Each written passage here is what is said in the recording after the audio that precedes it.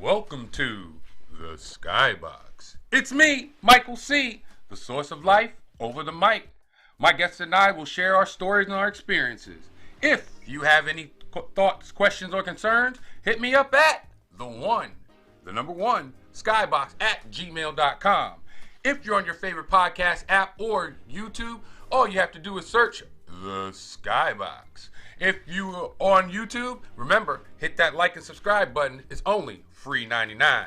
If you're on Facebook, just search Michael Curtis or Michael C. Micheal Curtis. On the show today, we have my man, my brother, D Double. We're going to just chop it up about our childhood, the Cowboys and Eagles, and about fatherhood. The show, you need to tune in because this is going to be a hot one for you. Founder Baller was founded to bring rich enlightenment opportunities to athletes of all ages.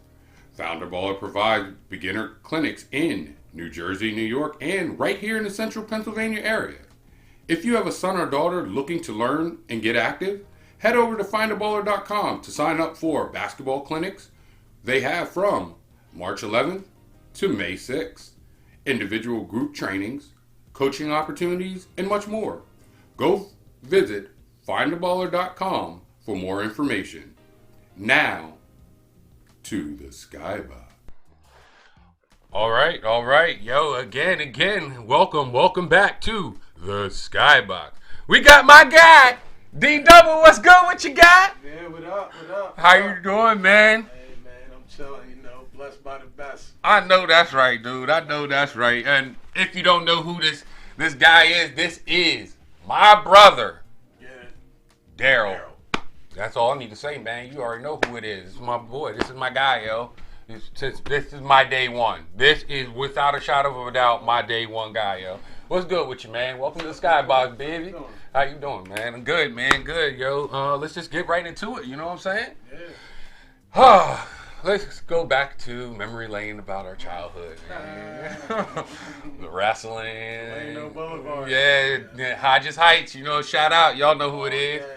But let's go to the childhood. Back in the day when we were bucks and stuff, man. Like, how would you describe that childhood with me, man? With me. I don't know. You know what I'm saying? I was always the younger brother. You know what I mean? When I thought I was becoming good at basketball, it was like I had an older brother that was already good at basketball. When I thought I could ride my bike fast, I had an older brother that could ride his bike faster. But you know what I mean? It always gave me something to strive for and attain for, you know what I mean? Like they always say, you know what I mean? I might not have had the perfect brother, but I had the brother that was perfect for me, you know what I mean? Salute, you know what I mean? Number one big brother. That hit the heart, yo. That hit the heart right there. I really appreciate that, guy. I appreciate that. Yeah, man. So let's go to when we were, I'm gonna say about like 8-9 years old, man. You remember when we went down to Ocean City? And you remember with the dad thing when he was like, the go-karts? Yeah. Yeah, he loved the go-karts, man.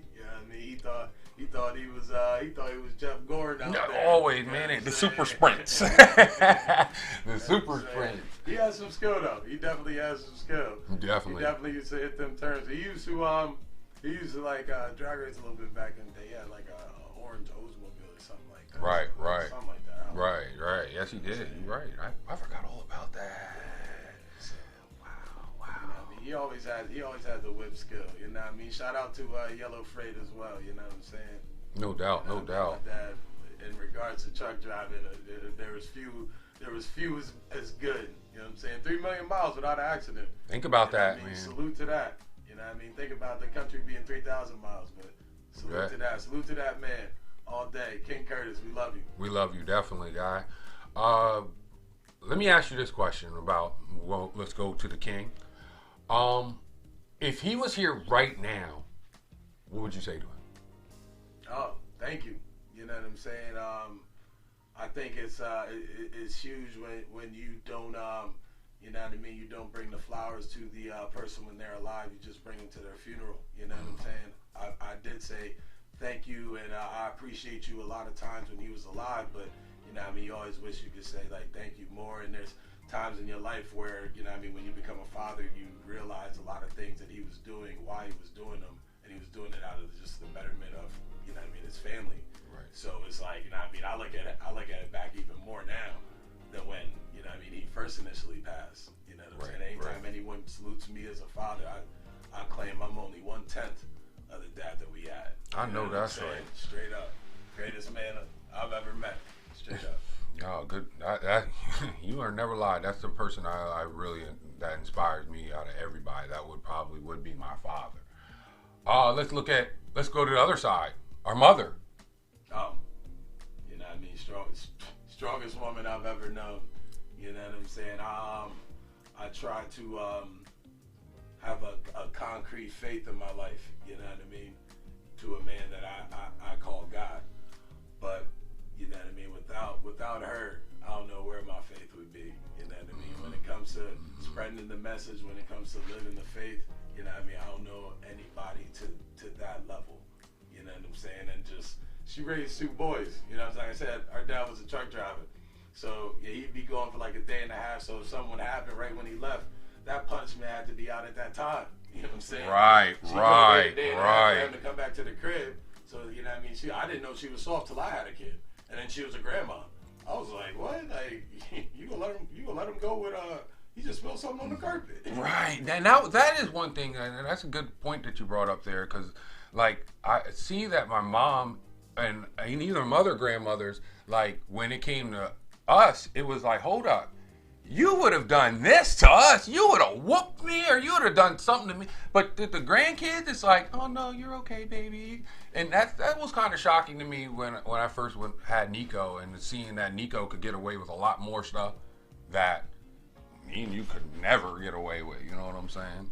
I think it's the acknowledgement of being a grandparent compared to, like, she acknowledges like she's not the one that's raising them. Like, yeah, she might be able to discipline them here and there, but in regards to raising them, like, he as a child is gonna look to his father or his mother for the example. You know what I mean? In the same sense, looking at his grandparents, but like not in the same way. You know what I mean? Because he knows he's half of the two. Right, you know what I mean? Right. Oh. That's deep. That's deep, brother. That was deep, brother. So, all right, let's pump into fatherhood. You're one of the guys that really like taught me about fatherhood, of like the stages. Like, yo, this is coming up. This is coming up.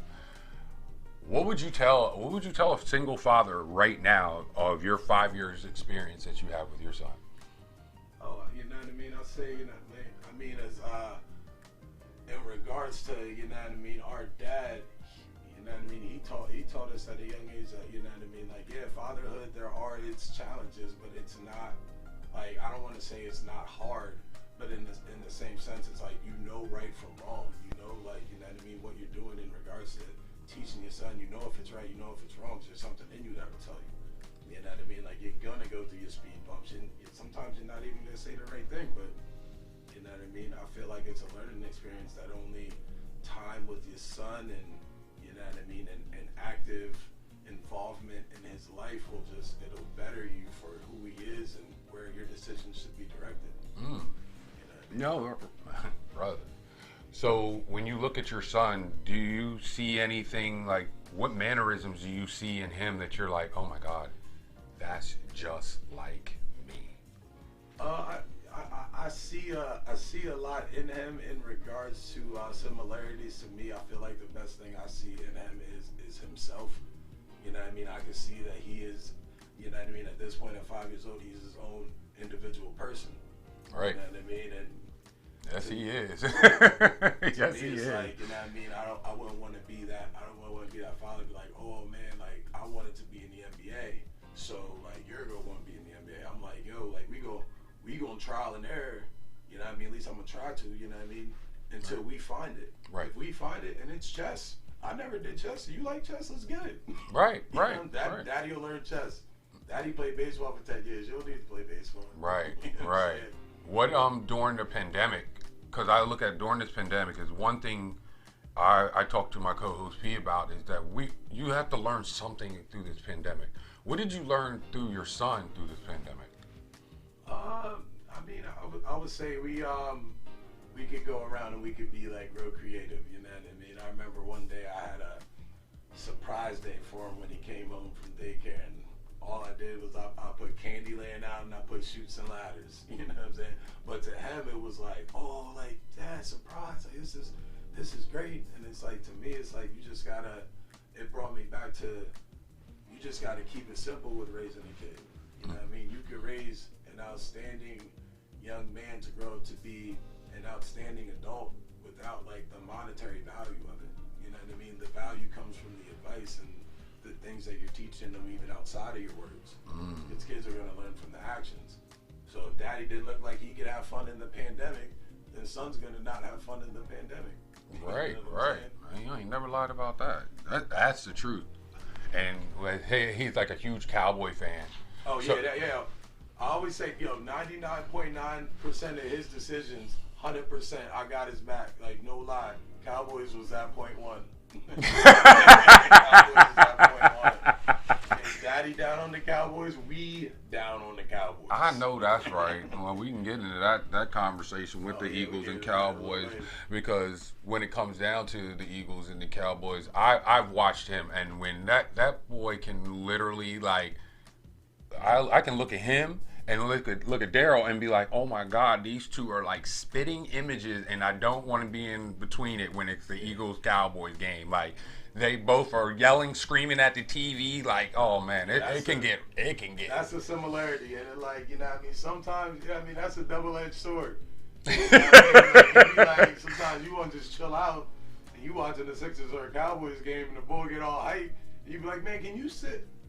This boy just like me, man. I know. I can't even be mad at you. Yep. Yo, stay hype, boy. You all right. Yeah, that's how Nico gets too with some like 3 more minutes and sit down. Yeah. Right. Let's switch gears a little bit here. We're gonna go to our rivalry. I mean, we've had this rivalry since, oh my God, since day one. Yeah, so we're gonna go. I'm not gonna say day one, because you really got into football about like 5-6 years old. And can you tell the people how you started getting into football? First and foremost about this rivalry, what I wanted to make 100% clear is I am like a 38-time champion of our basement in wrestling. That's where the rivalry started. That's where the rivalry started. We had entrances, we had the belts, we used to put the blankets around for the ring. That's where the true rivalry started. You ain't lying. But yeah, back in the day, I was in, as far as the Cowboys, I was in 2nd grade. My best friend's name was Troy. My last name's Smith. You like the Cowboys? Troy Aikman, Emmitt Smith. And just rolled out from there. And it was pretty easy at the time, because they was winning. They was winning at the time.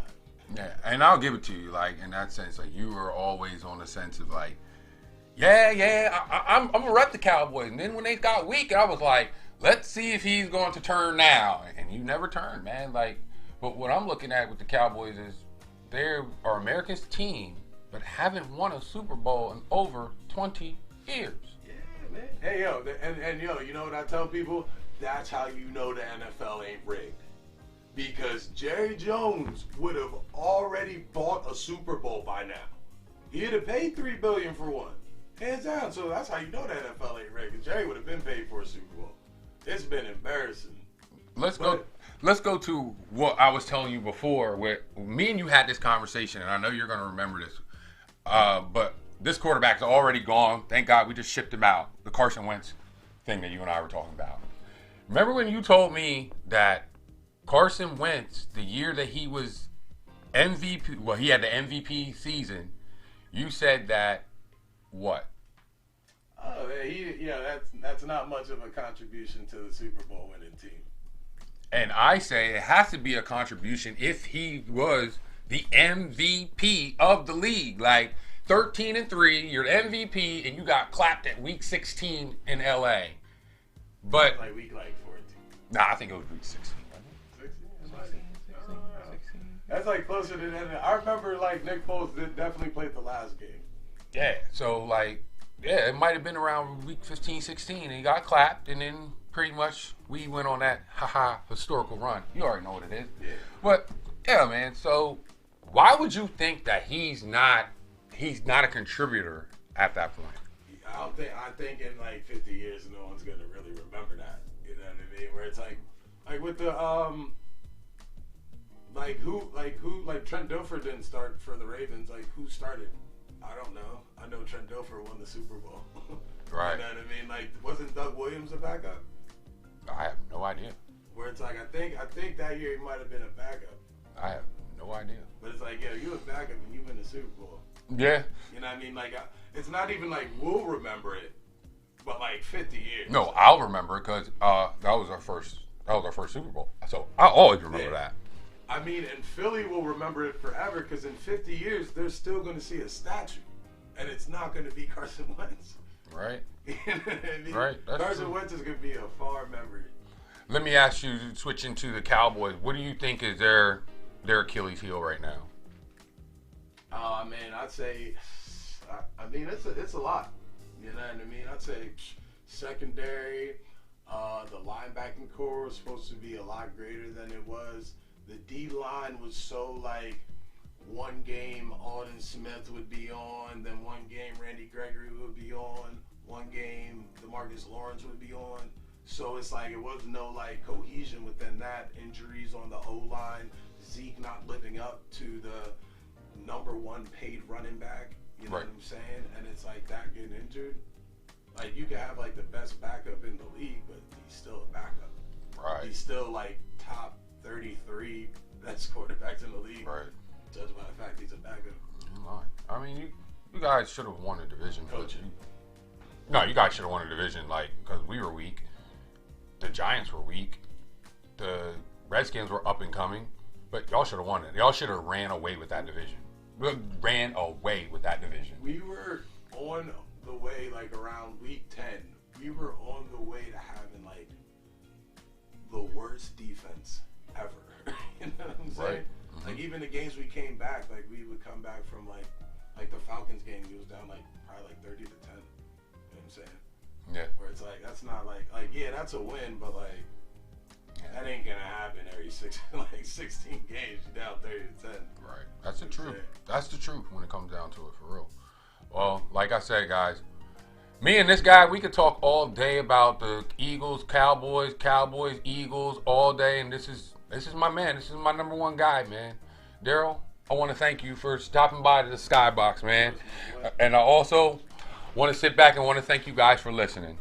Next time we're going to have on the Skyboxx, my guy, my co-host, Pete! And we're going to talk about toxic friendships and relationships. But if you have any questions, thoughts, or concerns, just hit me up at Skyboxx@gmail.com. Skyboxx. If you're on your favorite podcast app or YouTube, all you have to do is search the Skyboxx. And if you're on YouTube, remember, hit that like and subscribe button. It's only $3.99. If you're on Facebook, all you have to do is search Michael C. or Michael Curtis, Micheal Curtis. Once again, I want to thank Darrel for coming through. My guy D Double. Yes, sir. Yes, sir. I want to thank you guys for listening. My name is Michael C. And this is the Skyboxx, the source of life over the mic. And remember, be good to yourself, y'all. Be good.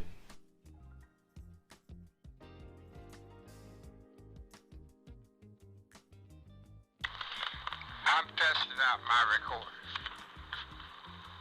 And I emphasize myself as King Curtis. I'm the king of my castle, and that little pretty wife I have, she's the queen. I have two boys, Michael and Darrel, and I always emphasize to my boys, listen, on those two princes, I didn't say princess, I said prince. They are the next kings. I am the king, and she is the queen, Juanita Smith.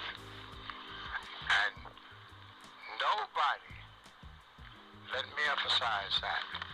Nobody belittled me and my family. Nobody talked negative on my family, and my family be talking negative with them. We have too many people who can talk negative about us. The Smith family is the king of their family. That's my line. We've educated our boys, and we have educated our family per se, and I love them dearly. And King Curtis, the king will fall for his family. And if the king falls, if the prince do not fall in and take the place, I did the best I can. And I think that princess, that little pretty thing on my end, did the best she could. Later.